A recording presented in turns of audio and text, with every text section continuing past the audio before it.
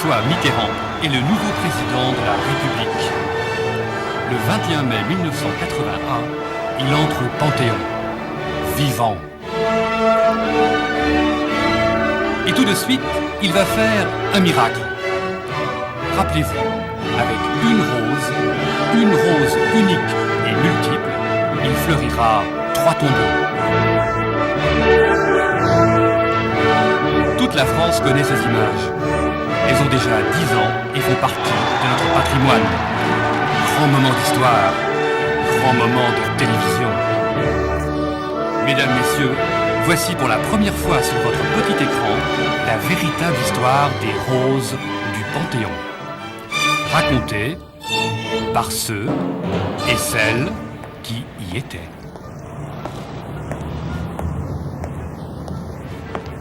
Nathan m'a demandé de trouver une idée pour une mise en scène ou une mise en image pour le président de la République qui souhaitait aller au Panthéon le soir du 21 mai. Le Panthéon, ben, je ne l'avais pas prévu, moi, le Panthéon. Non, c'est une suggestion qui a été faite par plusieurs personnes, Jacques Lang, Roger Hanin et Moiti. L'idée vient de Claude Manceron, le grand historien de la Révolution française, là, donc, qui a eu l'idée de faire venir le nouveau président de la République visiter ceux qui ont fait la République et ceux qui ont créé les valeurs de la République. Donc il a eu l'idée de faire venir le président de la République ici. Je crois vraiment que c'est lui, hein, vraiment. Le Panthéon m'avait été proposé de déposer des roses sur les tombeaux de Jean Moulin et de Jean Jaurès. J'y ai ajouté, seule chair de ma propre initiative, je dirais que c'est sans doute la seule initiative que j'ai prise dans cette affaire. Mais j'ai trouvé l'idée belle. J'ai proposé en tout cas une double image qui me semblait un capital collé à l'image d'un chef d'État. C'était celle de l'homme élu par la foule qui remonte donc la rue Soufflot et l'homme seul, qui est l'homme de pouvoir qui désormais assume la responsabilité de l'État. Et c'était l'homme seul dans le Panthéon. L'image de l'homme seul dans le Panthéon sans la télévision ne passait pas. Donc c'est vrai que cette mise en scène, avant tout, elle passe que par la télévision.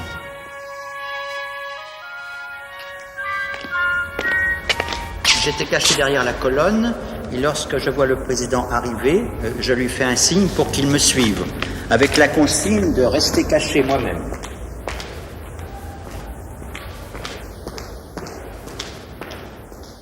Il y a eu des répétitions avec M. Roger Hanin, avec M. Moati, tous ses collaborateurs. Roger Hanin me tutoyait, j'étais presque son ami pendant une semaine. Il comprenait très bien que ce n'était pas mon métier, il me prenait par l'épaule et il me disait « René, je vais t'apprendre le métier de comédien, comme me disait Gabin. » Alors la règle du jeu, c'était que je guide le président, je lui faisais un petit signe, je descendais un escalier, j'avais pour consigne de ne pas lui parler. J'ai gardé cette consigne, je crois que le président m'aurait peut-être bien parlé un peu, mais consigne, j'allais un petit peu plus vite, il allait un petit peu plus vite, mais je ne me retournais pas. C'était peut-être un peu cocasse.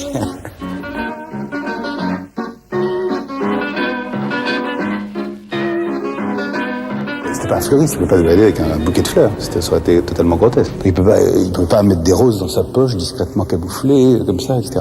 Donc c'était Roger Hanin, je crois, qui avait inventé le subterfuge que des jeunes assistants, stagiaires, très bien, lui donnent des roses chaque fois. Alors c'était la multiplication des roses, c'était un geste tout à fait religieux dans une église désaffectée, dédiée au temple républicain, il y avait quelque chose là de magique. J'avais une rose à la main, comme lui-même d'ailleurs, mais nous n'avons pas fait d'échange.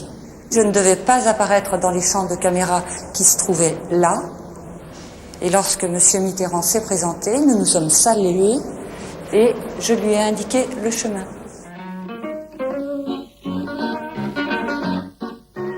Je lui ai serré la main, on s'est salué et nous avons fait un échange de roses car sa rose était un petit peu fanée et je lui ai donné la mienne qui était fraîche.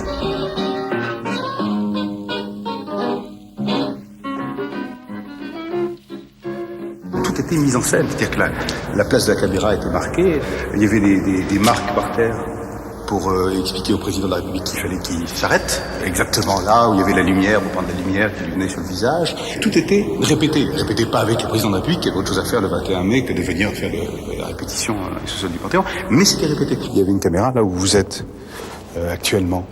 Puis je sais pas ce qui se passe. Pour moi, ça a été la consternation, l'horreur. Le président devait aller par là.